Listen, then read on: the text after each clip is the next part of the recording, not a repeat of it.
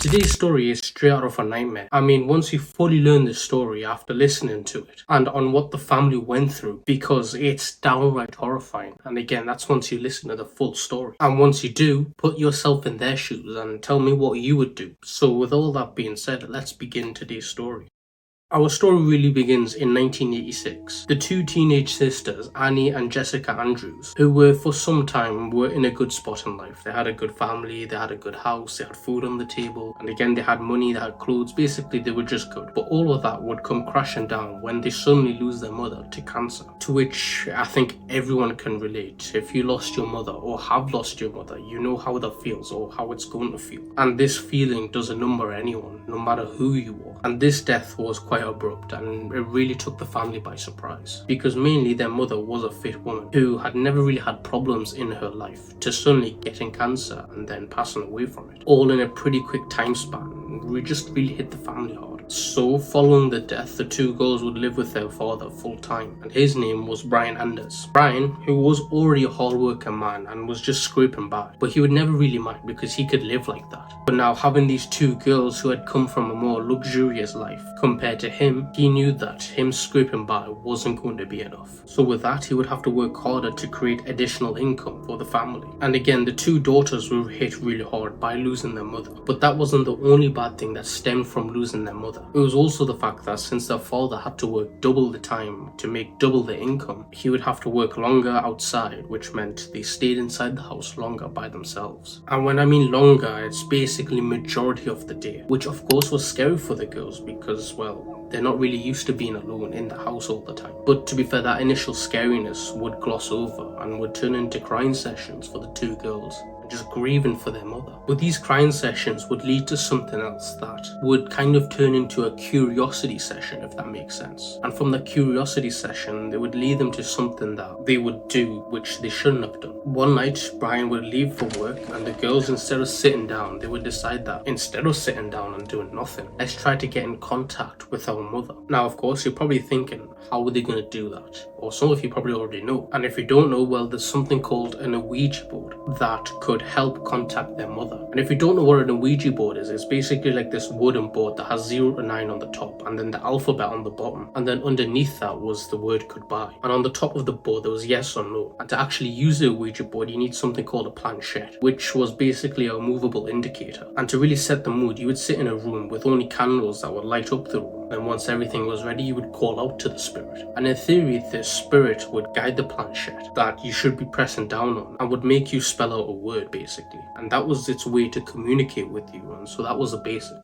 So now the girls in their basement, they would set up the mood with the candles lit around, but they wouldn't exactly know how to use the board. And so all they would do is put their hands on the planchette and they would call out to their mother's spirit, asking them to give them a sign if she was here. So as they're waiting, the girls had no faith that this was going to work. They really did this because they wanted to connect to their mother, who again they missed terribly. So as they're waiting and waiting, nothing would happen. And remember, their father wasn't here, so they had time to kill. So after about an hour or two of trying to communicate with their mother's spirit, they would eventually give up and put the board away. Now, even though it was a fail, it was technically a success in the girls' eyes, because mainly to them, spending more time thinking about their mother was to them success. Now, after putting the board away, the girls would go upstairs and would have a low-key night and then eventually go to bed. And the girls had gotten pretty used to going to bed alone without their father being there. But to be fair, they never complained because they understood his situation. And so both of them would lay in bed and they would begin to drift off to sleep. About 10 minutes since the girls laid down and tried to go to sleep. And by the way, quick heads up, both girls slept in different bedrooms. But anyways, about 10 minutes in, Jessica would sit up. Why?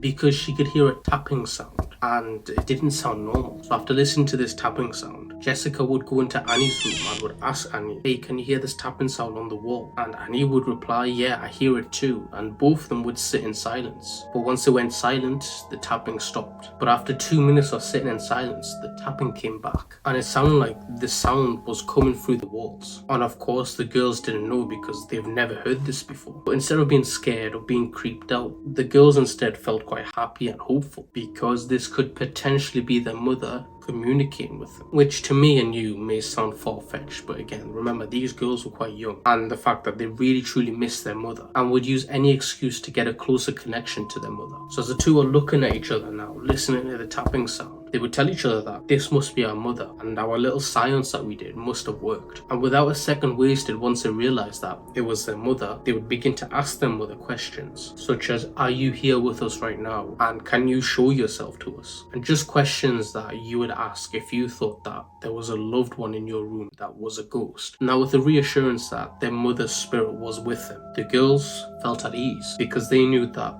their mother was looking out for them. Some time would pass and eventually the father would arrive from work, and the tapping at this point had fully stopped. And as the girls heard the door open and saw that it was their father, they would rush over to him and tell him about all this tapping sound that had been going on and that they were actually happy about it. Which to again Brian, who had been working all day and also was grieving for their mother or his wife. And to him, he thinks that the daughters are making it up, especially when they told him about the Ouija board. Once he heard that, he began to think to himself that, they're also grieving with the loss of their own mother and they're probably struggling, and I feel really bad for them. And to be fair, he would consider the first night to put them in therapy, not because he was upset with them or anything, but really because this was like a manifestation of grief, and sometimes it could take a long time to get over it, which could be a problem. But ultimately he would say to the girls that, yeah, I'm sure that she's looking out for us, but let's talk about this more tomorrow. So the girls would say okay and would head back to their rooms. Once everyone was in bed, Brian would be laying in his bed thinking about trying to take the girls to counselling, but eventually after thinking for a while he got too tired and he fell asleep. Now this tapping sound wouldn't be for like a 1 or 2 day thing, it would happen persistently over several days, and not only would it keep going, it would become more frequent to the point where it would actually start to disturb the girls' sleep.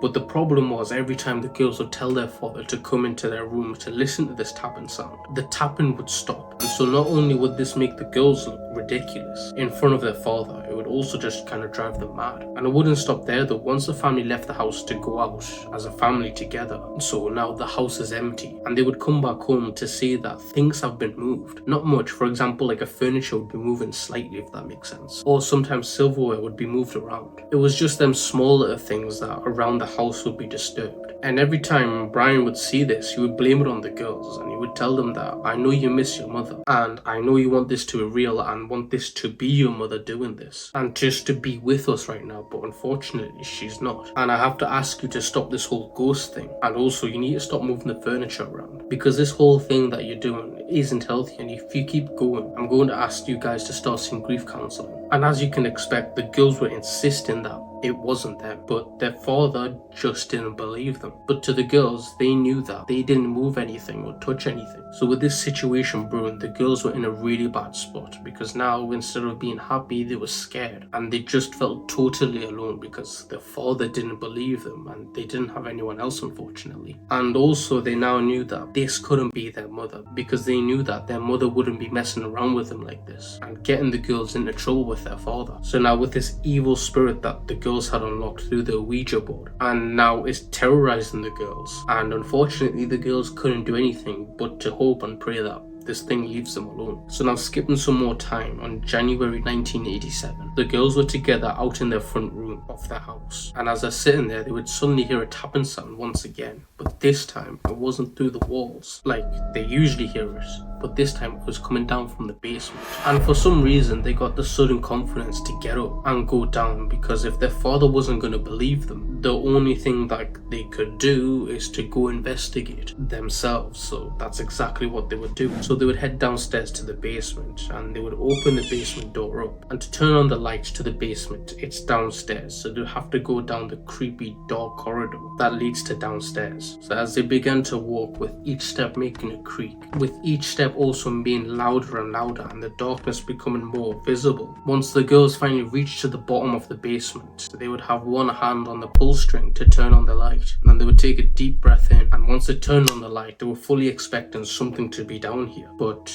there was nothing. And they also noticed that the tapping had stopped. So really, after feeling quite silly or making this whole thing a big deal, and the fact that they were going to confront a ghost, they would turn around and they would walk back up. But just as they turned around, they would notice writing in red that says, "Come and find me, I'm in your closet." And of course you can guess the girls were horrified, because this also confirms that this thing was messing with us and it wasn't our mother. And it's now interacting outside of it's just tapping on the walls. It's now actually writing on the walls. girls. And so once the girls read the message, they would hightail it out of there because this message felt like a threat. And the tapping on the walls was kind of a threat, but this thing takes it to a whole nother level. Since their father was working, the girls would exit the house and would run next door to their neighbours. And of course, it would knock quickly, and pretty quickly the neighbours would open up, and the girls would say in an out-of-breath tone, "Hey, can we stay here with you for a minute because something weird is happening in our house?" And they would go on to describe the weird writing, but not too much in detail. And the neighbour, once heard the situation of the girls, would ask them to stay with her until their father came back. So as soon as Brian gets back home, the three would flag him down. So as he comes to his neighbour's house, the neighbour would pull Brian to the side and would basically explain everything that happened. You know, about the girls coming towards the house hysterical and telling them that there's writing on the wall, etc.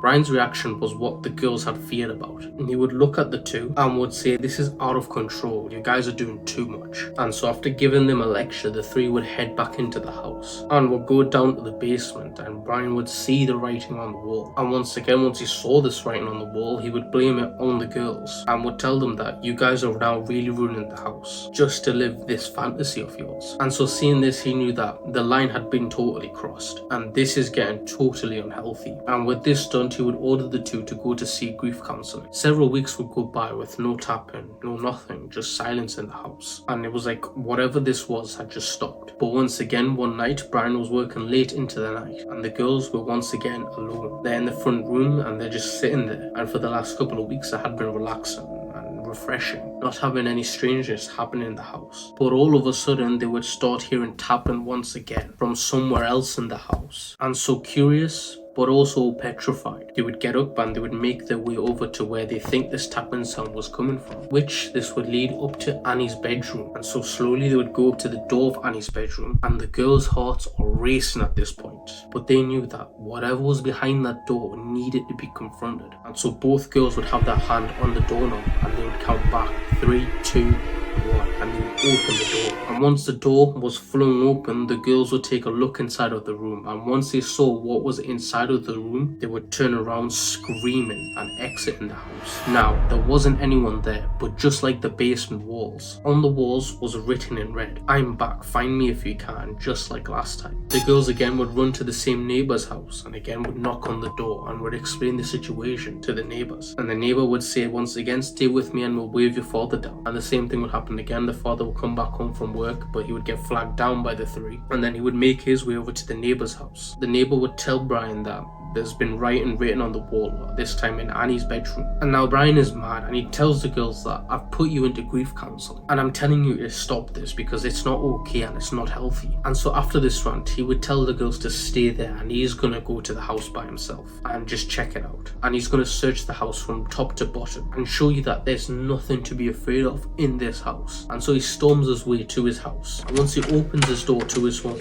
he's shocked because the entire house was in disarray and it just looked like someone had ransacked the house. And with this new discovery, he would begin to think to himself that there's no way that the girls could have done this. Someone else must have done this. There is no way that 2 teenage girls could do such a mess. I mean, there's things heavy such as a couch and other heavy objects in the house that no matter how much the girls pushed and pulled, it just wouldn't do anything. So now Brian would walk into his house on edge and he's not hearing anything. And then he would make his way up to the bedroom of Annie's. And then of course he would see the writing on the wall. And the writing on the wall was on the right side. And then once he turns to the left and looks into Annie's closet, he sees a man standing there wearing woman's clothing, which those clothes belonged to his dead wife's. He was also wearing a wig and in his hand was a hatchet. This man in the dress was staring right inside of Brian's soul. And of course Brian was stalled of this discovery, but before he could proceed on what was going on, this man would run out from the room. Brian would try his best to grapple him and fight him, but the man in the dress managed to run past Brian and run into the rest of the house. Brian, who was still caught off guard by a man who was wearing a wig, his dead wife's clothing and also a hatchet, and by the time he decides to chase him or to stay put, the man had long gone. And so he would search for a bit, but the glaring fact of this man holding a hatchet would scare Brian enough to just leave the house altogether. Once outside, he would run to the neighbor's house and would tell them to call 911 because there's somebody in the house. So police were quickly called and they would quickly arrive at the scene, and they would also quickly begin their search. And even though the police would search the house from top to bottom, literally literally everywhere in the house. No matter how much they searched, they couldn't find this guy in the dress. And they would say to Brian that, I'm sure there's someone in your house and you've told us a very convincing story, but unfortunately that there's just no one here, and all we can tell you to do is to not be in the house until whoever this person was caught. So instead of living here again, you should just go live with your relatives instead, and in the meantime we'll watch your house to see if anyone will come back. But unfortunately, other than that, there's nothing much we can do. And so obviously you can guess, with having little to no options, the father and the girls have no answer to their horrific problem. And Brian is thinking to himself, how in the world did he get away? Like, it doesn't make sense. A guy wearing a dress that I saw not leave from our house from the back or front, but somehow managed to evade the police when they began to search his house, just doesn't add up. But either way, for the next 2 weeks, Brian and his daughters would stay at a relative's house. But also in those same 2 weeks, no one was found, and the man in the dress was still a mystery. Brian and his 2 daughters were traumatized, especially Brian, because now he felt guilt and just a terrible father. Because not only did he leave his girls in a house alone with a madman, he also didn't believe them when they began to tell him that something was wrong. And he's just thinking about all the worst outcomes that could have happened if he hadn't discovered that man. Of course, the girls were traumatized because they thought they were interacting with their late mother, but it turns out to be some crazy person wearing a dress and also holding an axe. And it's just this whole horrible situation. And to be fair, living with their relatives would get tough because it was a tight place that they were living in. And eventually they would decide that, you know what, whoever was living in that house must have gone away by now. And we got the police looking at our house, and so we should just go back home. We'll lock everything up, get security cameras. Again, there's police watching our house. Let's just go back home. And pretty quickly they would pack everything up and they would head back home. Now Brian is driving up his street and he looks at his house and he could clearly see that there's a light on the 2nd floor. Now he's thinking to himself that I thought the police were looking at the house from the outside and were just patrolling the neighborhood, and I wasn't expecting them to be in our house. So now he's telling himself that as he's looking up and now pulling into his driveway, he then suddenly sees the guy in the dress walk across the window that the light was on, and Brian sees him clear as day and he stops. What's he doing up there? Surely he should be gone.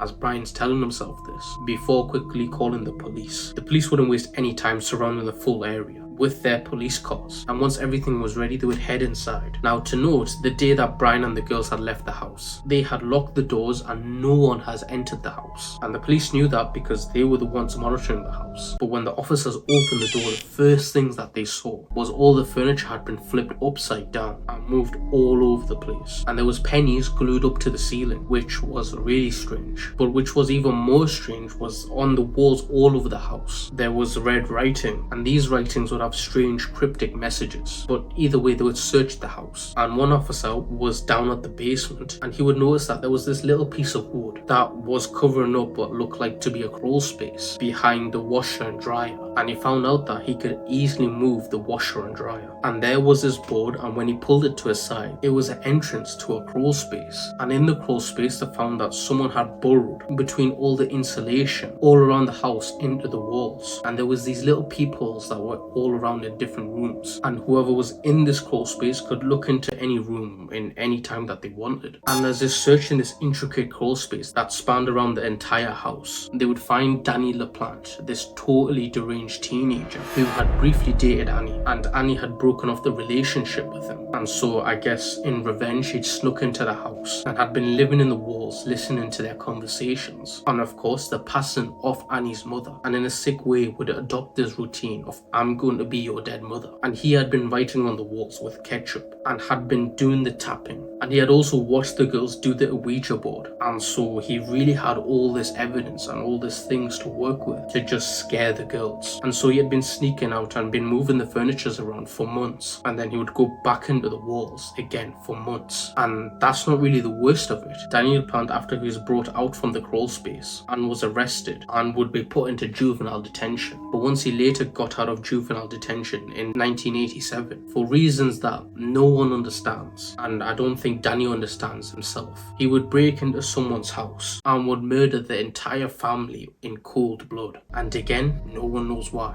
he did it. So that'll be it for today's video. Comment down below on your thoughts on the story and your thoughts on if someone was living in your walls, how would you feel and how would you react to knowing that? Or you never know, someone might be living in your walls. But with all jokes aside, let me know your thoughts in the comments down below. But with all that being said, if true crime stories or stories like these intrigues or interest, then I highly suggest you subscribe to my YouTube channel, as that's all I do and I upload once a week. But with all that being said, I thank you for watching and yeah, goodbye.